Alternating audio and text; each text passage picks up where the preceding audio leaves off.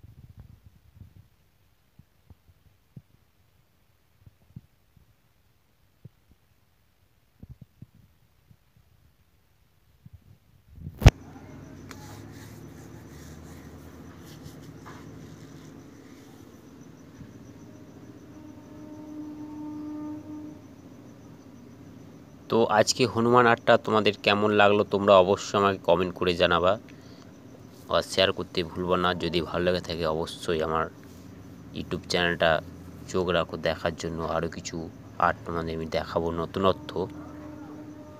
তার আগে তোমাদের যদি ভালো লেগে থাকে অবশ্যই একটা সাবস্ক্রাইব করবা। আরও কিছু তোমাদের আমি ভিডিও দেব। আজকের এই ভিডিওটা এই অবধি আপডেট দিচ্ছি, আগামীকাল তোমাদের আবার নতুনত্ব কিছু আমি আর্ট দেখাবো।